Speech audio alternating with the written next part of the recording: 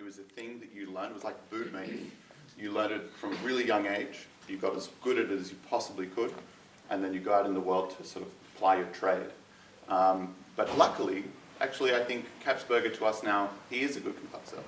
And he left some really incredible music for this instrument. And I'm going to play you a little couple of tastes of different pieces. I'll introduce some of them as I go along. But to start with, before I get too far into it, I'm going to play maybe one of my favorite pieces of his first toccata from his fourth book, which is in D minor. And you have to think of this piece kind of like, it's like an epic poem. You know, like you start out in some sort of landscape where everything is new and fresh, and you kind of travel along through all of these different sound worlds before kind of coming to a place of rest right at the end. So I hope you enjoy, and I'll keep rambling at you between the pieces as we go along so you know what's going on.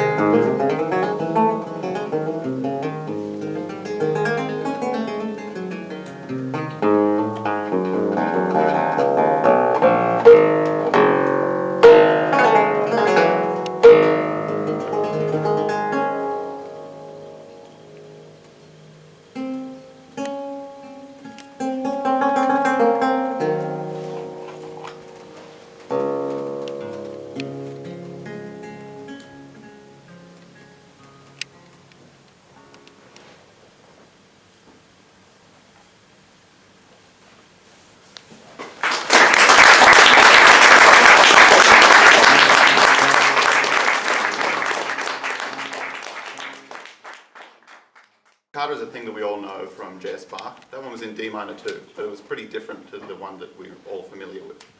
And it's worth knowing what a toccata is, because it's a lot of things to a lot of different people. Toccata comes from the Italian verb toccare, which means to touch. And now, there's a lot of debate around this. Lute players, we all think that it comes from the lute. Organists all think it comes from the organ. No one thinks it comes from the violin family, so we're lucky. But the first time we ever see the word toccata written down is on a piece by a lute player named Francesco da Milano. And so it's sort of, I think there's a good argument to be made that it carries from that tradition of, this is one of the few instruments. We don't use nails on this instrument, by the way, no nails.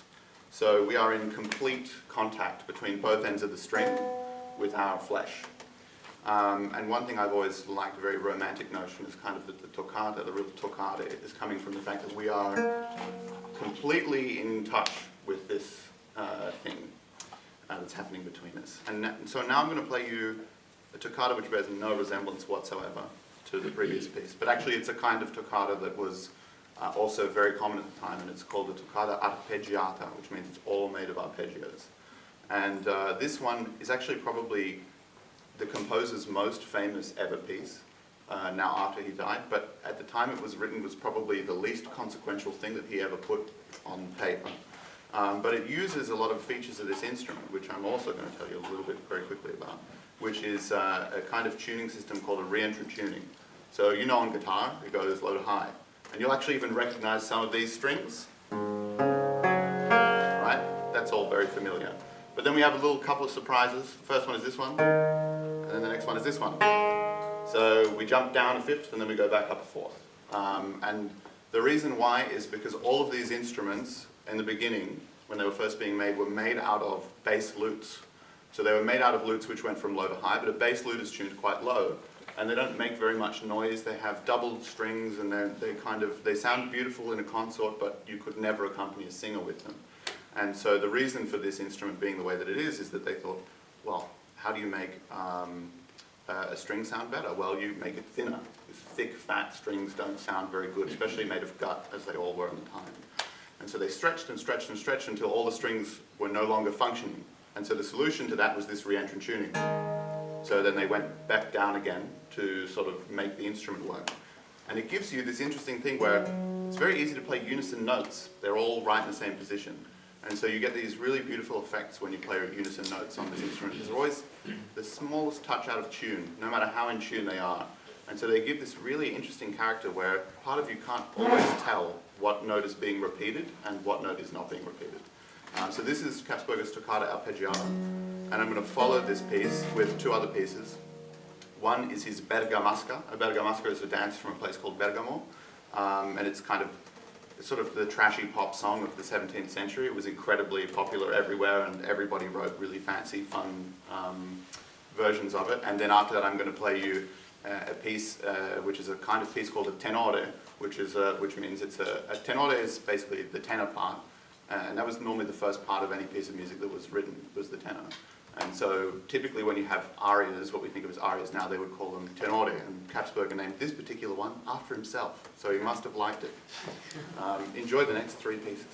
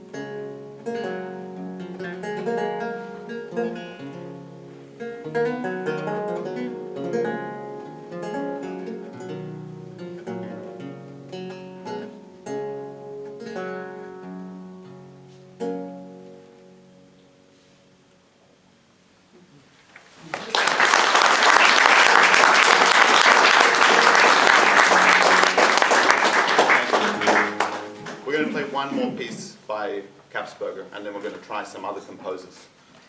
This is his Canzone Prima, and canzone, kind of like how I described tenore before, canzone means song, or aria in a way. And this one, Capsberger is a really confusing guy, because he says you're going to hear a song, and then he starts off with this long set of arpeggios, and it doesn't sound anything like a song to anybody I've ever met. But there are little bits of this aria that you'll hear after that introduction, and they sort of tie everything all together. And it really shows off, I think, some of his more kind of eccentric aspects of his personality, where we see moments of real flashy wizardry and then moments of chill nothingness. So enjoy the Canzone Prima.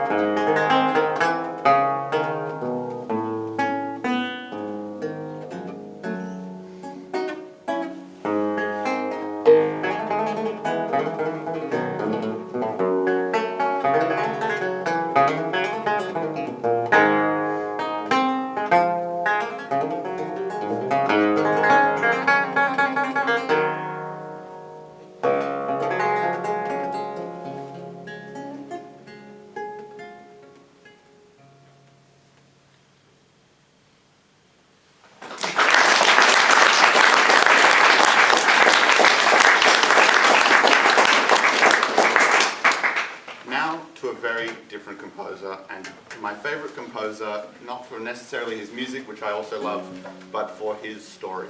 He has just got to be one of the coolest people around in the early 17th century. And he's an Italian man named Bellerofonte Castaldi.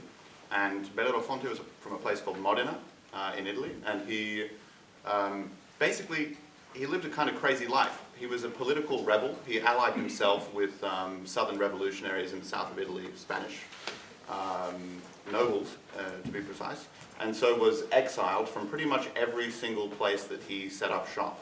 The last place that he was sort of most famously exiled from was Rome, where the Pope said, you can never, ever, ever come back to Roman lands.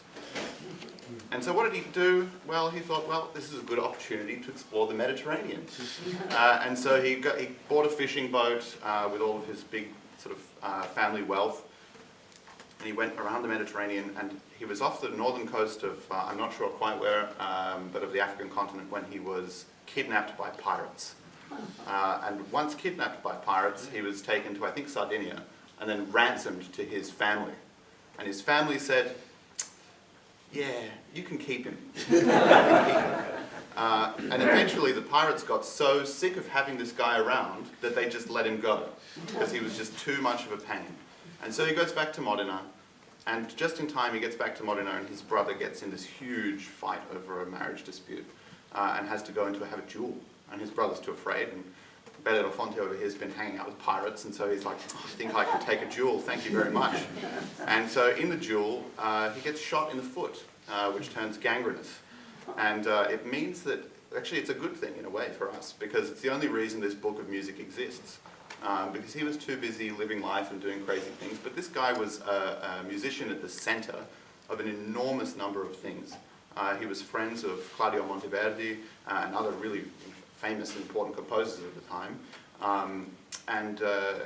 He played in a lot of their music. We think he might have been one of the Theorbo players in Claudio Monteverdi's first opera, Orfeo. He was a fantastic musician, and one thing I love about him is his music is so old-fashioned and quirky. And he's playing music for the lute on this instrument, the Theorbo, and that doesn't work, because the lute has all these extra octaves to play and the Theorbo doesn't. And so, he sort of finds a way of making it all happen. And what you'll hear in this next sort of set, which I might play more straight through, we'll see, is you'll hear actually polyphonic music. We haven't really heard much polyphonic music today, which was a really big thing in the early 17th century, but it's very impractical on this instrument. But Castaldi was sort of dedicated enough to his craft that he really wanted to make polyphony happen. And so you'll hear in two fantasias, both in the same key, one un bocconcino, which is just like a little piece, a little taste, and then the second one, Peggiasea, so it's about the Pegasus. Both of them are just fantastic pieces of music that shouldn't be on this instrument. It would be so much nicer for me to listen to somebody else play than for me to have to play them, but I really hope you enjoy them. And at the end we'll have his Tasteggio Soave. And a tasteggio is a little bit like a caprice or something like that. And that's, for me, that piece at the end, that's him imitating the sound of a madrigal. And soave, it means suave, it means cool. And so it's kind of this really complicated set of little fascinations, but done in the most relaxed way he can imagine, which is not actually very relaxed, as you'll see. Anyway, enjoy these pieces.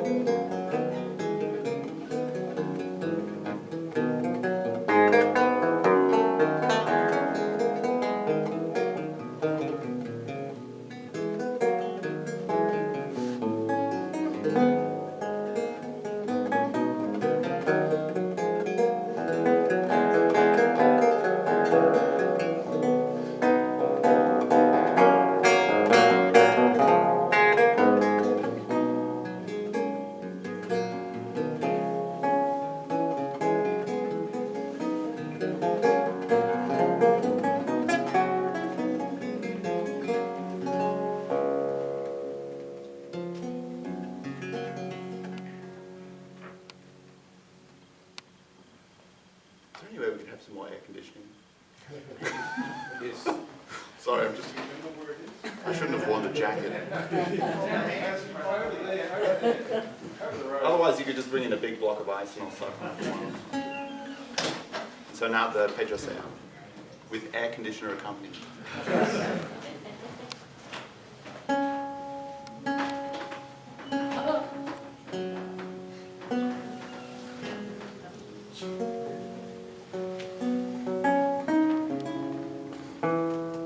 Does anybody have any questions they want to raise to Nicholas? Anything at all? Why is the lute green Oh, that's oxidized silver. from the strings? Yeah, so my instrument was made wrong. In a good way, I like it. But what it means is that every time I touch the string, I also touch the soundboard. And so I pick up a lot of silver on my finger. And because on the lute we don't like to use new strings very often, not for these ones, because they are far too loud and they just dominate the whole instrument. They already do, but they're much worse when they're new. And so we typically let them dull. Sometimes some people even put rosin and things like that on the strings to let them dull. I know a guy who puts blue tack at his bridge, but that's not my life. And so, yeah, basically every time I'm touching it, I'm also touching the string. So this was cleaned about 4 days ago. I know it's kind of unbelievable, but every time I clean it, it ends up looking like that. And then it looks like that about an hour and a half later. So it's a never-ending cleaning process. And it's a real pain because there's really hardly any space underneath the strings. And so it's actually quite hard to get a cloth under there which won't also wreck the strings and other things as well. So it just ends up being easier to let it get disgusting and then scrape it all off. Well, I don't scrape it, I use a bit of silk cloth, but you get the idea. Does anyone else have any questions? Your left arm's not long enough to get to the top strings there, did you? I realised that. When do you do that? Well, I use them all the time, but I'm playing them with my thumb. So those are all the lower strings. And the sort of key thing with them is you don't actually want them to sound like a different instrument. And often they do sound like a different instrument to this one up here, because they are. This is a harp, and this is a lute, really. So if you've seen those harp guitars, which I'm sure you have, this is kind of the original harp guitar. But they didn't like the sound changing. So quite often what they would do is, when they started having more access to materials in the 1670s, when silver wound strings were invented, they also had this way of boiling strings in metallic salts. And so what they would do is they would load the strings with either silver or with quite often bronze and other metals that could be dispersed through a liquid. And then they would use that to change between the two registers. And so you can see here I've got kind of an example of that where I go from a bronze wound string to this here's gut for 3 strings, and then I have wound strings after that. And so that stops it from feeling like suddenly nang, nang, nang, nang, nang, from pam, pam, pam, pam, pam, is how I think about it. Anyway. Is that much harder than playing the guitar? I wouldn't like to say, I don't know, but there's an instrument called the Baroque lute, which is, or sometimes called the 13-course lute, and that instrument can be much harder to play than the guitar. It has 24 strings. The big challenge of playing these instruments is that if you're trying to accomplish any of the really sort of more difficult or spectacular repertoire, you can't look at the same time. And so also everything is happening with the instrument in the way. So I have no idea what strings my thumb is going to land on. I have to use muscle memory and the bending of the string in front of me. And here I can't see the fretboard at all because it's all behind the neck. And so there's an enormous amount of stuff which goes on that you can't see. On the Baroque lute, that's made much worse by the fact that all the strings are doubled. And so doubled strings require an enormous amount of care at such a low tension to make speak as one note. And so on a single string, really, you just put your fingers down in the right place and pluck the right amount and you'll be okay. But doubled strings is different. Doubled strings, you don't pluck the string, you actually grab both of them, roll them, and then let them go. So it's kind of more of a process. And we do that on the Theorbo as well, because this instrument, the instruments like this are actually quite quiet. but one of the ways that we can play in operas is by getting used to this technique of grabbing the string, which is one of the reasons it's covering crap, grabbing the string and then letting it go. So actually that's what I'm sort of playing in front of all the music that you hear. And actually that technique should work pretty well up to Fernando Sor, because it's from Fernando Sor's method that we reconstructed a lot of Theorbo technique. So that's, you'll notice I put my pinky on the soundboard. That's because I can't see, and so it's the only way I know that this is going to be an A, for instance. Really glad that it was that time. But there's things like that that we actually we've taken from early guitar repertoire to understand how this might be played.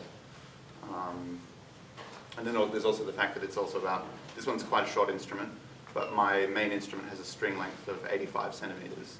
So it's kind of a little bit like playing a bass guitar, but you have to shred all over it. So you've got to you have to have a method for expanding the hand quite a lot without getting uncomfortable, because otherwise you'll get RSI and end your career in 15 minutes, and nobody wants that. Is there any more questions? I shall continue. Given I just talked for about the length of that piece, I'm going to skip to the tasseggio, which is more different than the one that you first heard. So this is really, this is a piece that's full of dissonances, which in the 17th century were pretty much all considered death sentences. That's not quite true.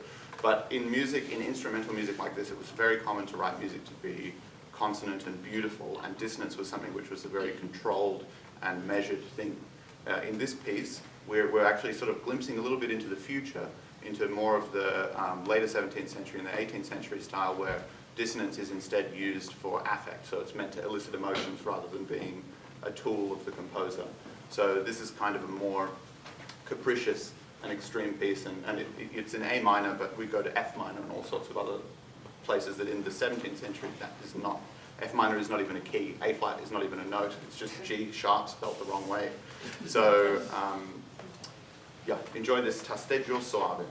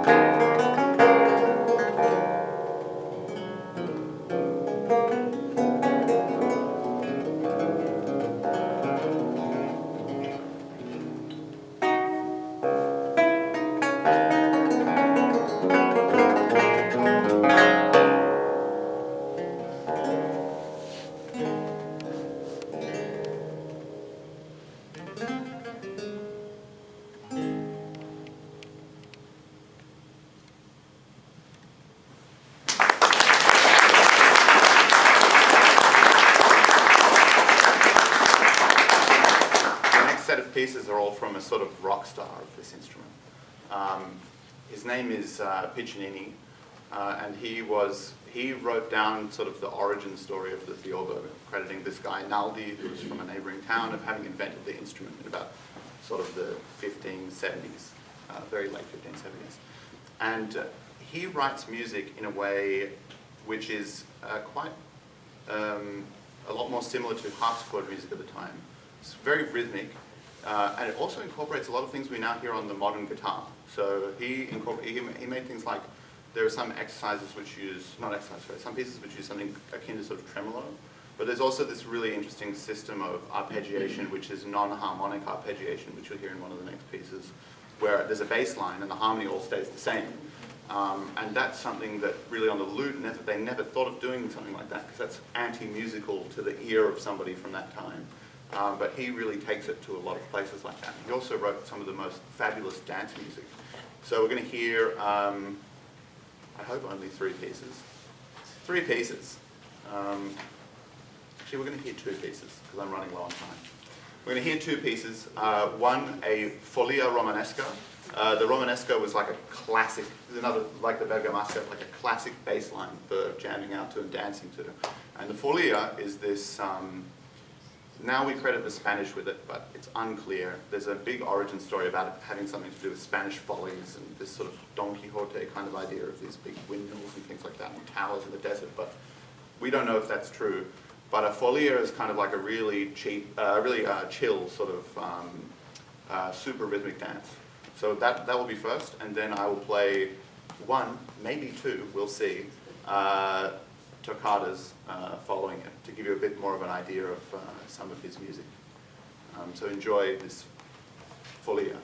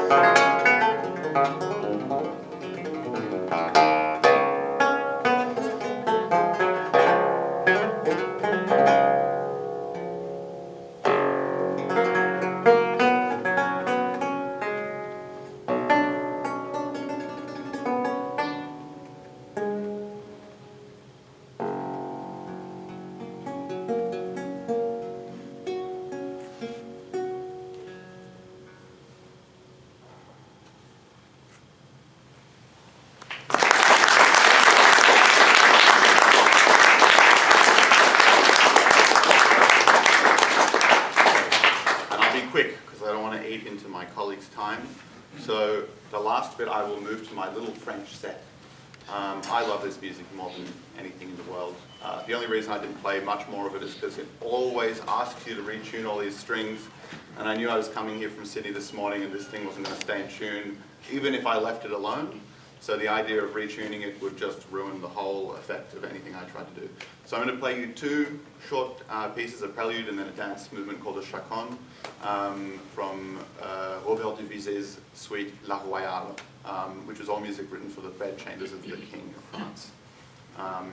Then after that I'm going to show you an arrangement of a piece he made by Jean-Baptiste Lully called the Entrée d'Apollon, which is from an acte de ballet, which is kind of like it's basically just a ballet, but a little bit less strict, and there's singing and dancing and things like that. And then finally I'm going to finish it with two pieces by François Couperin. Actually, I think to make it in the time, let's see how I'm going for time. But I will play Les Sentiments, which is a sarabande by François Couperin, incredibly beautiful, from one of his first books. And then his most enduring piece, Les Barricades Mystérieuses, which is a piece in rondo form, which you might recognize.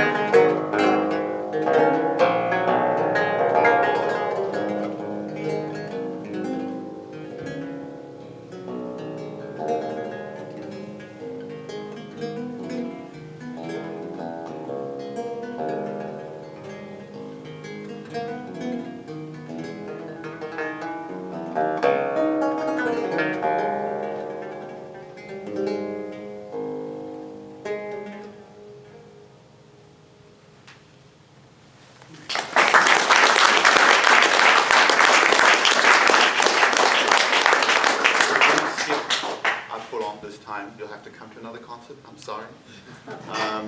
And I'm going to move on to Les Sentiments and Les Barricades Mystérieuses, because it's a nice way to finish, and I'm already going to be running late. So I hope you enjoyed these last two pieces, and you've been a really warm, wonderful audience to play for. So thank you very much for listening.